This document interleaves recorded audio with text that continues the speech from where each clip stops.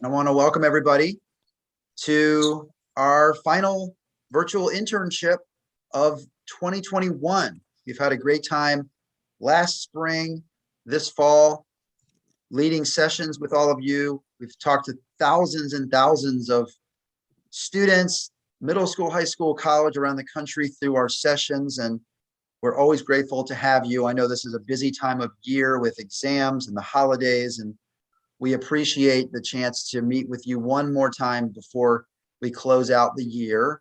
We have a special guest today, Operations Specialist 2, Darcy Pretty from the U.S. Navy. She's in a recruiting office in Norfolk, Virginia, and we will talk with her in just a few minutes.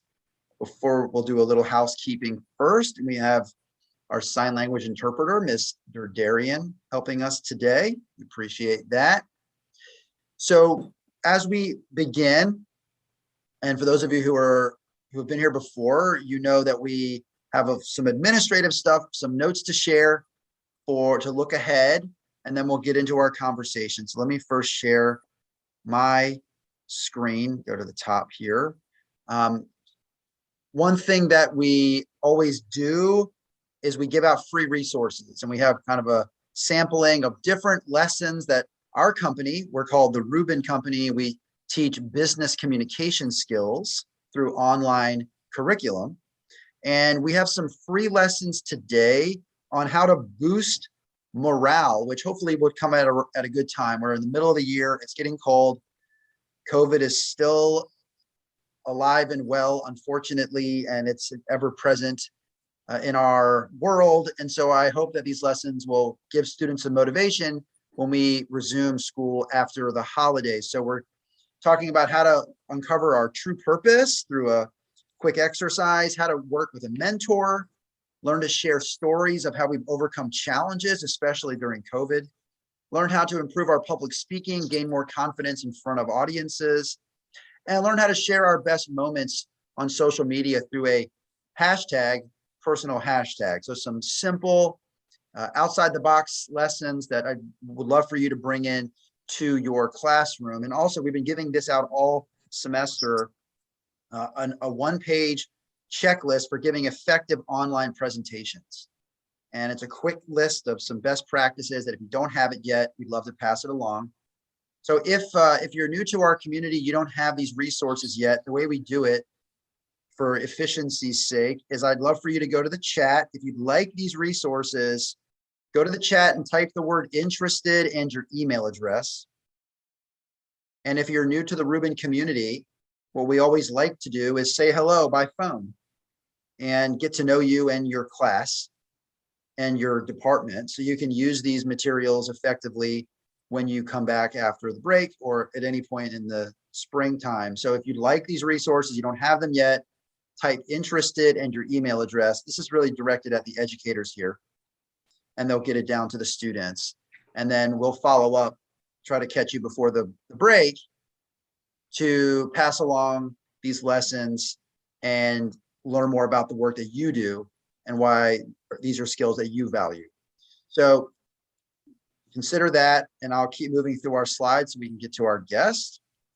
I did want to mention that our virtual internship series will resume in January. We already have our first guest scheduled on January 12th at 12:30 Eastern. His name is Eric Ingram, and he's based in Houston, Texas, and he is connected to the world of space exploration, but with a special focus on making sure that space exploration is available to people with disabilities, a focus on accessibility in space, which is so cool. And I hope that the educators, administrators out there who would consider this would love to have their students come and learn about accessibility in space. So we'll have the information about this, the way to register all that after the new year, most likely. But just make a note on your calendar now to join us January 12th to learn about space and accessibility. If you're watching this on a recording, which many people will because this is a tough time of year, you can still have the resources that we mentioned. Just go email us at support@rubineducation.com with Rubin morale worksheets, and we will get you the resources that way. And finally, everyone here today, tomorrow morning, Thursday morning, we will send you a certificate for being here. So keep an eye on your email for both the recording from today and the certificate for being present at a busy time of the year. So we appreciate all of you for coming. Now with that, I would like to turn off the screen share and bring in our special guest. She goes by OS2 Pretty, and that's how I will refer to her today. We always want to make sure we're calling people by their proper title when we are in a professional setting. So let me bring her in and welcome her to our session. Thank you so much for being here. And let's start with your background, because you're a recruiter, but you're still active duty. So tell us your path from school into the Navy up until now. How's it going, everyone? My name is OS2 Pretty. It means Operations Specialist, and I'm an E5 in the military, so I'm called second class petty officer. So in the Navy, we call ourselves by our rate and our rank, because you make your rank based off your rate and off of an exam once you hit E4. So that you ranked up based on your knowledge of your rate, and I was able to put on OS2 my first time up. I've been in for over 5 years. I've been stationed here in Norfolk, Virginia this whole time, but this is my second command. My first command was the USS Baton. I was on the Baton from December of 2016 until July of 2021, where I rotated and I went down to Pensacola, Florida to go to recruiting school over down in Nauru. That was also the same base where our air crewmen are learned how to be star swimmers, which they currently do have a bonus if you're interested and really good at swimming, by the way. I went there and then I reported here in August, and I've been here since. Now, when I joined the Navy, I was 17. I was still in high school. I didn't know what to do. I wasn't about to have my mom pay for the university because she couldn't afford it. So I was like, let me look into the Navy. So far, with me joining the Navy, I ended up staying in the delayed entry program after I went and I processed through METS and I took my ASVAB test. The ASVAB is 9 different sections. 4 of them are the main ones, which is your math knowledge, your arithmetic reasoning, which is long word answers from math, your paragraph comprehension, and then your word knowledge. Those are the 4 major sections. After that, it goes pretty much based off your knowledge. General science, electronic information. We have mechanical comprehension as well, assembling objects, and then general science. And then we have another one that is PC and WC together as well. And then your auto shop. So those pretty much determines what type of job you become once you join the military. So as an OS, I'm on the intel side of it, which I work with a lot of different rates that a lot of people don't know because they aren't really necessarily on ships. And we'll get into a lot of that as we go. You're giving out tons of good stuff, and I'm trying to write down notes because I want to break it down for the students as we go. So thank you for that quick background. Let me first back up. You said you were on the USS Baton. Now, is that a ship, a plane? What is that? What is USS Baton? So the USS Baton is the second biggest ship in the fleet. So wow. The LHD class itself is the second. And do you know what LHD stands for? There's a lot of terminology. I want to make sure students know. Go ahead. Okay, so we have it broken down. So we have carriers. They're the biggest ones. They're an aircraft carrier. They're the ones who do mostly flight operations, and they can also track submarines. And then from there, we have the amphibious class ships, which is all different types, but an LHD itself is the biggest ship in the amphib fleet. We are able to do flight operations, and we're also allowed to do well deck. So that pretty much means, think of D-Day. When the Marines raided, they were able to raid because of the amphibious class ships. All of them have a well deck where we pretty much put Marines onto our smaller vessels, and then we send them to the shoreline and let them do their thing pretty much. Okay. And then after that, we also have our defense line, which is our cruisers and our destroyers. They're the smallest and the deadliest of the fleet. And then from there, we have about 5 different types of amphibious ships that are smaller than LHDs. We have LSD, LHA, and LPD, and then a few that we have decommissioned as well. Wow. So there's definitely going to be a lot of terminology as we go, and we'll do our best to define terms. As we start to get into our conversation, I'd like for anyone, teachers or students, if you have questions, please start to put your questions in the Q&A area along the bottom of Zoom. Okay, so start putting your questions there. And when you do, put your name and your school so we can give you proper credit for your question. And we'll do our best to work those questions into our conversation. So the one thing I want to do to sort of get deeper into this and let students have some visuals is I'm going to share my screen and pull up the website for the Navy and the careers subpage for the Navy. And I do this for a couple of reasons. One, I wanted to learn and do my research before we had this conversation. And I also wanted to show OS2 Pretty that I had taken the time to really do my homework. And for any job, or you're looking to join the military, OS2 Pretty, what would it say to you if a young man, young woman came and sat down or met with you in virtually and had already been doing some research and had been looking things up and had questions for you? What would that tell you about that young person? So it truly depends. So every person is different on what they need for the military. Some people want to go through college, some people want job experiences, some people want to do the basic thing of travel. But the one thing about the Navy is we have pretty much all of those, and you can get the rest as well. We don't really expect anyone to go to college, but it's certainly something we strive for everyone to do. We also don't have limitations on what you can do for going to college. It's all completely your choice. And I see that someone did ask a question. So Devin from FBH High School. So personally, I went through A school, which was after boot camp. My A school was 7 weeks when I was across the street from where I went to boot camp. I was there for about 7 weeks and then I went to the fleet. My job and a lot of few others are a lot of hands-on training. So personally, it took me 3 years to put on E5.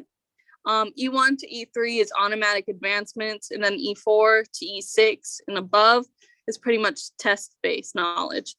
So, and then I went to a couple different C schools. So I want to say in most total that I've gone to school is about 3 months for my rate. I also do have certain specialties as well. Okay, thank you for that. Yeah, and again, if you can, put your questions in the Q&A, not the chat. That would be helpful, but please keep your questions coming. We really want to address what you want to know. While I'm on the site, and we were talking about it before we got started, I'm looking at some job titles and they were interesting to me, like cryptologic technician interpretive. What is that? So CTI, they're on the Intel side of it. CTs have multiple different rates. They are the ones who are constantly using their top secret clearance. So it is a little harder and a little longer before you go to boot camp. But CTI specifically, they're the ones who are learning a completely different language. And they're also pretty much doing intel and gathering information that we're hearing and that we come across from other countries, kind of like Russia, Iran, any type of language they learn. So it's not like the normal ones where people know, where a lot of people know Spanish, French. We're learning the harder ones. So they're learning Russian, they're learning Germany, any type of other pretty much language that we currently need. Right. Okay. And just mention this, let's see, a NUPOC instructor and hospital corpsman. What are those, just while we're here? So NUPOC instructor, they're pretty much those who are teaching other people once they have the specialty. Once you have the specialty, you can go to school to be an instructor, and then you pretty much come back and you teach it. Okay. Then you're teaching it to pretty much the fleet and anyone who goes there for schooling. As for hospital corpsman, think of a nurse, but they're the basic types. They're the ones who can give you shots. They're the ones who are drawing your blood. They're the ones making sure that you're getting pretty much medication that you need. Think of pretty much your mom. You know how your mom takes care of you when you're sick? That's what hospital corpsmen do. But we also do have another type of hospital corpsmen. They are the advanced technical field. So think of those who are pretty much going into combat zones, and they are literally pretty much making sure and they're taking care of bullet wounds. They can also do that. We also have some that are trained in dental work, so where they can do dental. We also have ones who pretty much, they can specialize in labor. They can specialize in anything in the medical field they can get a specialty with. And they work with our doctors as well, which our hospital corpsman advanced technical field, if you get accepted into it, they currently have an $18,000 bonus right now. Whoa, we talk a lot about numbers in our webinars because numbers stay with us. Can somebody tell me in the chat, what bonus amount did she just say? How much of the bonus did she just put out there? That's a huge bonus. And while you do that, I provided the link to the careers page for the Navy in the chat because there are far more careers than we have time to get into today. There's so many different avenues. It's almost like a CTE program where you can choose a different pathway. There's so many different opportunities here in all the branches. You know, today we focus on the Navy. There are opportunities in many branches in our military service. Today we're doing a deep dive into the Navy, and thank you for sharing the $18,000 dollar. And so we have some questions starting to come in. So let me get to the questions. Okay. Terry asks, do you have to be 18 to join the military? And what all types of careers do we have in the military? Well, in the Navy itself, we have every type of career. So we have those who work with the aircraft, the ones who are launching them, the ones who are doing structural maintenance. You know how you do upkeep with your car? It's pretty much the same thing, except they're doing it with all the types of aircraft. We have the intel side of it. We have an administration side. We have a medical and dental side. We also have a supply side, which supply is pretty much they order everything we need. So we have multiple different ones. We also have engineering.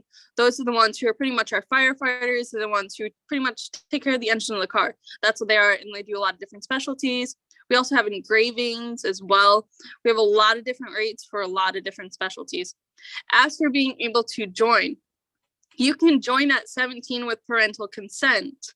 But by the time you go to boot camp, you have to be 18 by the time you graduate boot camp. There's no ifs, ands, or about it. You also have to be younger than 39 to join. So like if you're 38 and your birthday is in October, but you go to boot camp in August, you'll be fine to join. Something like that. We do have an age limitation. Some fields do have a age limitation on when you can join, pretty much because they want the most. So for our SEAL program, they can't be over the age of 28 because we want the most out of our SEALs with all the technical training that they get. Sure. And let's go a little further into applying to join. What are some of the tests that they go through? Is there a background check? Do they check your grades? You said there's the ASVAB. Like what do they look at? Like your physical fitness? Like what do you need to, what boxes do you need to check so that you can be considered? To join, you do have to be physically fit or you have to be able to pass. With the Navy, we authorize a tape as well. And I see that person coming. Well, yeah, we can get to that. Don't worry. Finish this out. We got time. So you do have to pass a tape. For females, it's a waist of 35. For males, your waist has to be 39 inches for you to join if you are over our weight. But you do have to pass the ASVAB. Our current one is 31. We do currently have it at 26, but they are probably going to be going away with that very soon. So you need to have a passing grade of a 31 on the ASVAB. Yes, from all the different 9 sections. Now, don't think that if you get like a 42 in one section, that means you pass your ASVAB. No, you have to be able to pass all of the sections and it totals up and then they break it down whether or not you've passed the ASVAB. Okay. It's a weird mathematic arithmetic that I do not know. I leave it up to MEPS. But yes, you do have to be able to pass the background check. And there are certain limitations. So we do run a police background checks on pretty much anyone who's over the age of 20 to see if they do. If you have like misdemeanors, that's fine. That's waiverable along with different tattoos. But if it's some like domestic violence, kidnapping, no, I don't know why you're in my office. We don't allow them in. We do have extreme limitations. If you are a extreme belief against bearing of arms, you aren't authorized to join as well. That goes against our customs because we are pretty much the military. You have to be able to bear arms. Then we also do have a background check that pretty much goes in the past 10 years. And you do have to have 3 references that's not within your family to pass your background check. Now, if you're doing top secret, it goes pretty much into everything that you've done in your life. Wow. See, as for medical, you do have to pass a physical. They check your eyesight, your hearing. If you don't do well, they do a consult and they can pretty much see where you're at. You have to be able to do a duck walk, which you're pretty much on the flat of your feet and trying to walk. It's very weird. Yes. In that you do have to go through all that and then you can pretty much join. Wow. Okay. That's super informative. So 3 references, they can't be members of your family. They do a background check, a 35 waist for a female and 39 for a male. Did I catch that?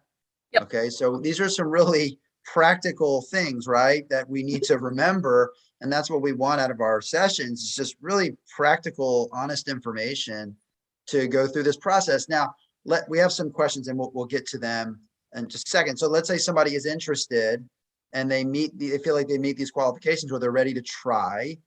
Do they walk into a recruiter's office? Do they go to their guidance counselor? Like what's the first step? So you can contact your guidance counselors. The guidance counselors, at least in my area, do have our contact information for when they do have someone join. When you're in high school, you can take the ASVAB as many times as you want, and then we can pull it for MEPS if you're okay with the score that you got and once you're a passing score. But if you're not in high school, you either got it or you don't. But if you do not pass the ASVAB, you can wait 30 days to take it again. Don't pass it, you can take it again in 30 days. After that, it's a 6-month wait for you to bring up your score. That was a question that somebody had, an anonymous person, but please share your name if you can. They had asked, what happens if you don't take the test? Or pass it? Can you retake it? But you just hit that. We have another question about how long is boot camp? Our boot camp is currently 8 weeks. We have recently got rid of ROM, which is quarantine in the civilian side. But the one thing is the COVID vaccine is now mandatory. So if you don't have it before you go into boot camp, congratulations, you'll be getting it in boot camp when you get the rest of your shots, which, by the way, it is a lot of shots. You do not know what they are giving you a shot of, but I promise you're going to be the most vaccinated person in the world by the time you leave boot camp.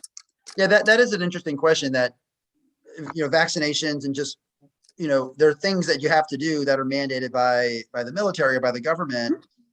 So you're just going to get a battery of shots designed to keep you healthy. And that's to be expected. And so in those 8 weeks, what is the experience like? What are you doing every day? So when you first get there, you enter what we call P days. You'll pretty much be in our PT uniform. So everyone's going to be yellow and blue. And then a lot of the males, they get their hair cut, which pretty much the hair is shaved. You get your CAT card, which is your ID in the military. You get that issued to you. You pretty much do a lot of paperwork where they set up your bank account. And they also talk to you about your rates within the first week. And then you start going to medical and dental and start getting those records started. Then after that first week, once they have enough people to create a division, which is of 88 people in one division, well, 2 divisions, they're split by 44, which we no longer have integrated. Females are now officially separated from males. They're just making it easier when creating divisions because of COVID. So right now there is no integrated division. So males will be in a full division of males, females will be in a full division of females. And once they get enough. And then after that, you pretty much do PT. You do a lot of learning. You learn about the Navy's history. You definitely go into detail about the USS Cole and the attack that was happening in 2000, because that was a major turning point in the Navy. You also learn about all the different ships that we lost during World War II and World War I. And then you also go into the main core values. You pretty much learn the Sailor's Creed, the 11 general orders, and you learn the full ranking system. When you get to the fleet, that's when you pretty much learn about all the different rates, learning how to pretty much talk to someone as an OS2. So like when you first show up there, you don't really know who's DC2. You learn them over time. What is DC? What is DC? DC is damage controlman. They are our firefighters. Granted, everyone in the Navy is a firefighter because one team, one fight when it comes to the ship. And it's definitely shipmate self. You got to protect the ship so you can protect yourself, because our ship is our home out to sea. You definitely learn that. You learn how to do the basic of firefighting while in school, while in boot camp, and you also do PT as well. So pretty much you're around the same things. You also learn the instructions on how to properly fold all your uniforms, how to have your hair, everything. Wow, really interesting. Before I forget to do this, and thank you for all the questions that you've posted. I want to share my screen, and hopefully I can pull this up properly. Can you see this picture on the screen? OS2 Pretty, can you see this picture of this group? Can everybody see the picture I just pulled up? Yes? Okay. So I have some pictures you sent me, and they're sort of in a random combination, but tell me what's going on in the pictures that I show you. Just describe the pictures for me. So that is actually from my 2020 deployment. The female sitting in the front, that's my best friend. It was her birthday. We went to the bake shop and we asked them to make her a cake. And then the bake shop on the ship? A bake shop on the ship? Yes, we do have a bake shop on so the ship. The USS Baton has a bake shop? Every ship has a bake shop, yes. We do have cake. We have pretty much anything. We right. also have ship stores, which is pretty much kind of like your convenience store. And they also do have some uniform items. Not the major ones, but they have like the smaller ones with like crows and stuff like that. And and for you to go get your snacks. do the ships have internet? Can you talk to people back home? So we don't have internet where you can hook up to your phones, but we do have computers, and then you do all get an email that you can always talk to them. And we do have internet access where we can go on Facebook on the computer. So, but you can't do it off your phone. And how long were you at sea this last deployment? Well, this last deployment, we were out to sea because of COVID. That was literally the only reason why we were out there, was for 153 days. We were straight out to sea. We did a lot of different things. We have what we call a fun boss. So he pretty much did a lot of different things. We had movie nights, we had steel beaches. So think of like a normal picnic, but we call it a steel beach because we're on steel. And we did a lot of different things. We also have what we call beer day, but you had to be 21 to drink the beer. We had basketball, volleyball, baseball. We had a lot of different things going on. And what was your job on the ship? What were you doing day to day?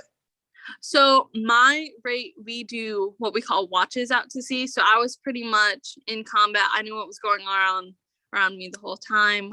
We did meet a few French ships. I met an Iranian ship, met quite a few different people, but I was pretty much tracking all the surface contacts around me, air contacts, and along with trying to track a submarine as well. Very cool. Tell me what's this picture? Do you remember what this was? You sent me a bunch. That is Rota, no, not Rota, Spain. That is Palma de Morocco, Spain. That is from my 2017 deployment. Wow. That is one of the overviews. We went to check out this like old abandoned castle, and that was pretty much overview of the whole city. It was Very absolutely cool. stunning. Wow, really neat. So you get to really see some things, experience some things when you Yes. hop off the ship. Where's this? That is up in New Jersey. We were up there getting ammunition. New Jersey? Palm trees in New Jersey? Are you No, sure? that was actually Florida, not Mayport, Florida. Okay, I was gonna say I've never seen We palm pulled in trees there in New to hang Jersey. out. Okay, Mayport, Florida. Okay.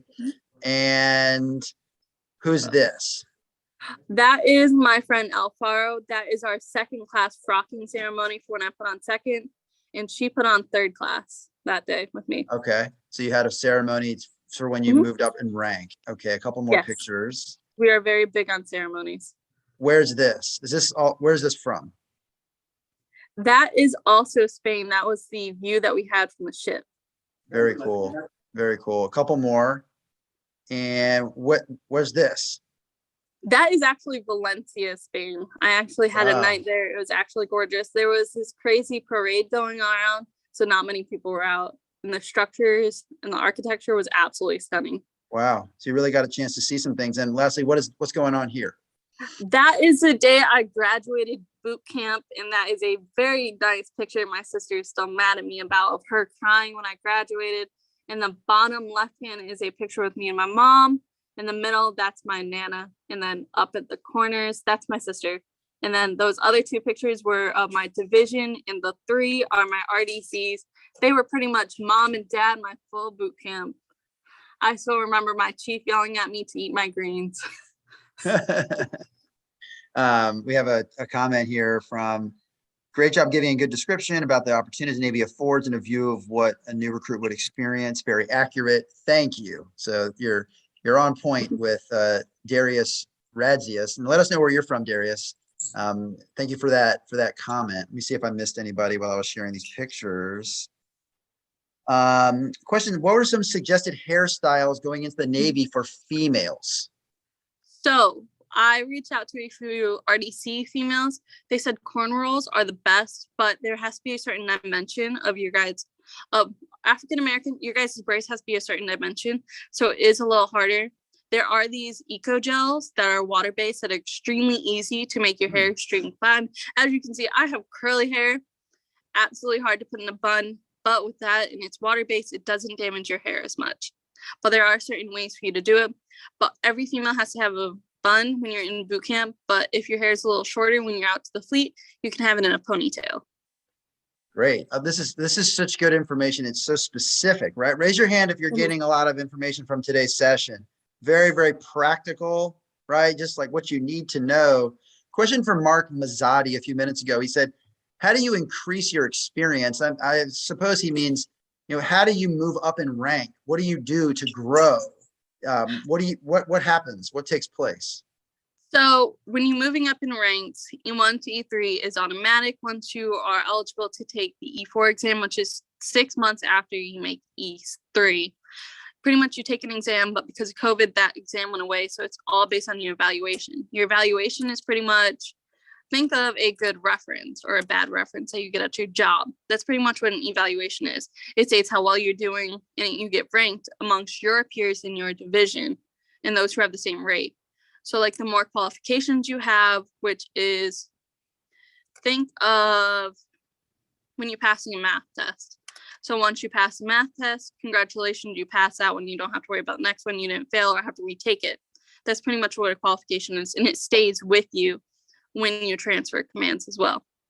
So once you get more into that, get more qualifications, more knowledge on your rate, you can move up in the world and you can move to a higher pay grade. So each pay grade from E1 to E3, that's about a $400 difference. Once you hit E4, that's about a $500 difference. Once you hit E5, that is the biggest pay grade jump, because maybe they see it if you're in E5, you're in a leadership role now, and you're now entrusted with a housing allowance. So you get the housing allowance wherever you are. So you see the real quick biggest about pay that. grade. When you say housing allowance, what does that mean? So they pretty much give you money to live out on town. So I currently here in Norfolk, for being single, you get $1,604. If you're here and you have dependents, which is either a child or you're married, it's $1,724 extra on top of your base pay. And so it you does get not you get that every month for housing expenses, $1,640 Yes. or whatever every month. Every month. To help with your your apartment rent or whatever it might be. Wow. Okay.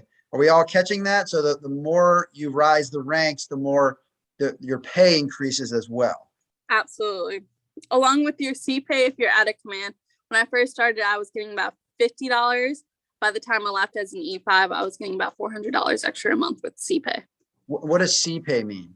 C pay is pretty much extra pay you get for being assigned to a ship.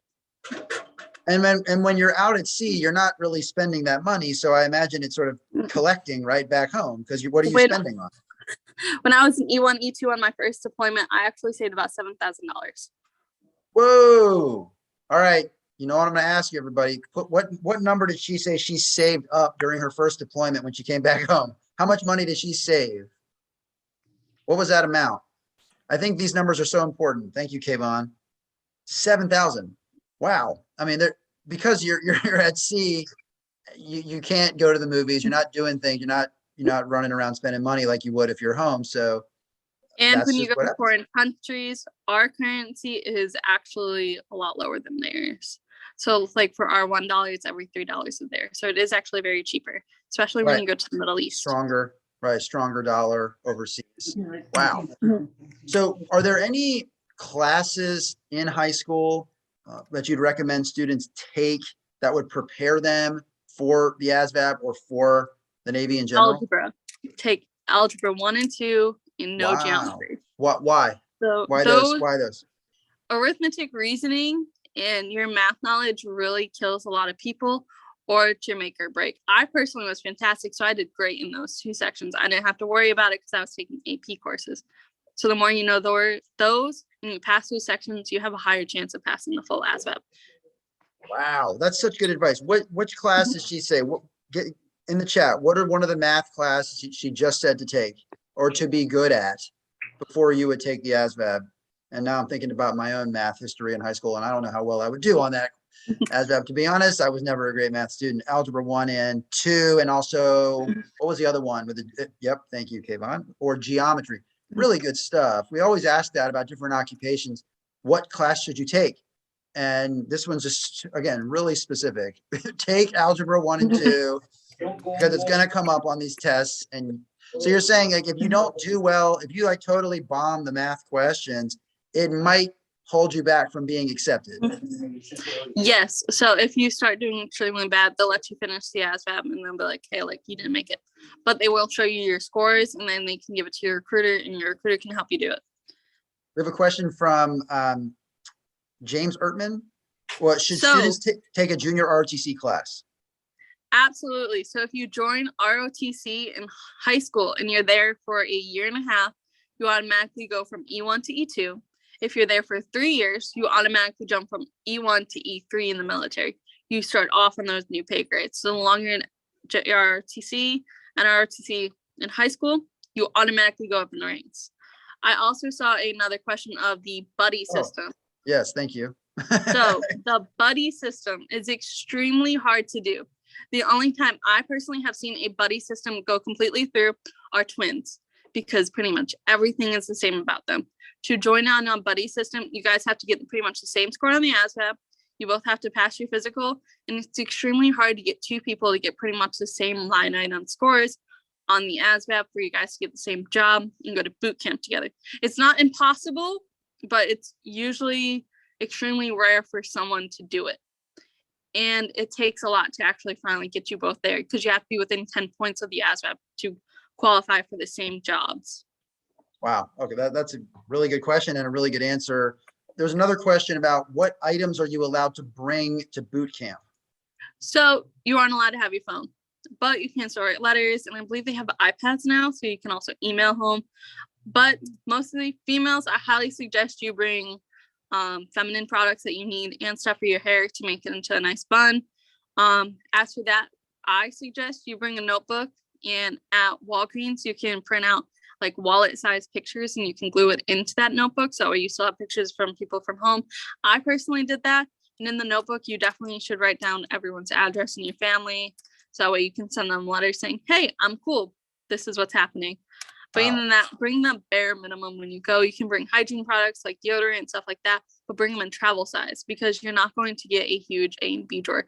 An A and B drawer, think of your kitchen drawer where you throw all your random stuff in. That's about the same size that you'll get in boot camp. So it adds up to a lot of how much you have in there. Are you sleeping in a barrack with lots of people?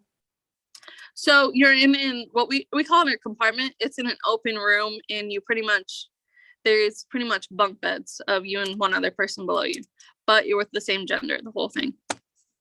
Wow. When really good stuff. I was in boot camp for females, if you do go, I highly suggest you have a community for your feminine products, because it makes it a lot easier, and it also gives you more space in your A and B drawer. Yeah. Community. Wow. And honest question. How is the shower? Shower is a little interesting, but it's only 8 weeks. And it's literally only lasts 8 weeks. Okay. It's different out in the answer. fleet. Okay. I like that. And I think I was surprised to hear you cannot bring your phone. I mean, it makes sense, but it's kind of, we're so tied to our phones. It's hard to imagine not having your phone for 2 months. Did you have like withdrawal, or did you just not care after a certain point? Honestly, to me, it wasn't really noticeable. Honestly, you were doing so many different things, and it's not really worth you bringing your phone.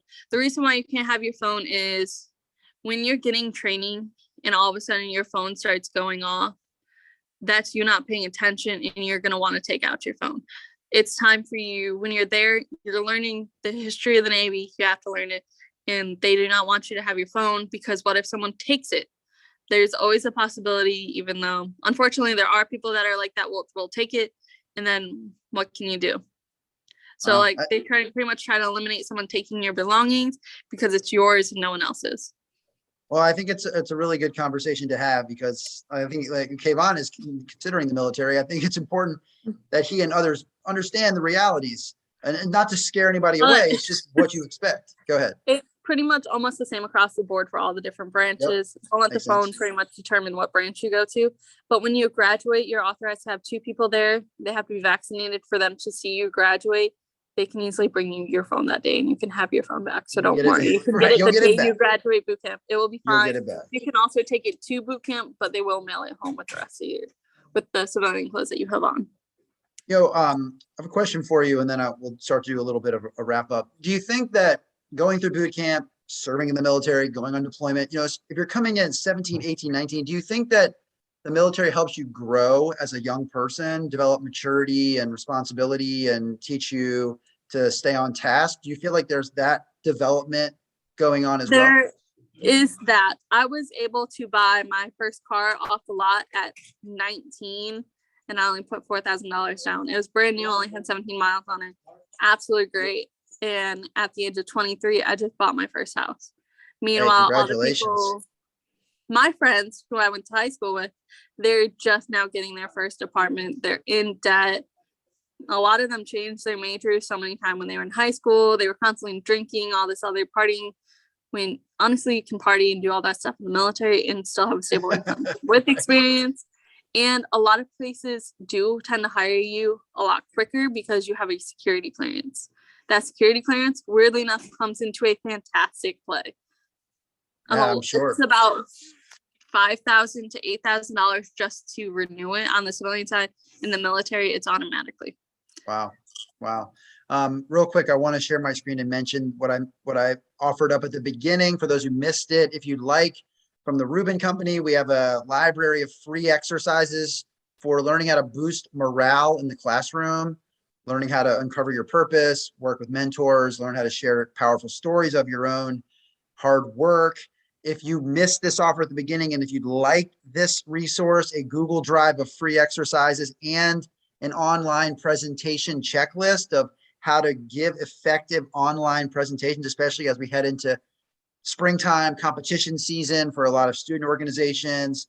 If you'd like these resources and don't have them yet, please just go to the chat, type the word interested and your email address, and we will provide these resources to your classroom. And if you're new to the Rubin community, we'd love to chat with you briefly before the holidays to pass it along and learn about what you do in your classroom so you can make the most of these exercises. So I want to mention that one more time before we wrap up, and you're welcome to put that in the chat as we go through the final few minutes.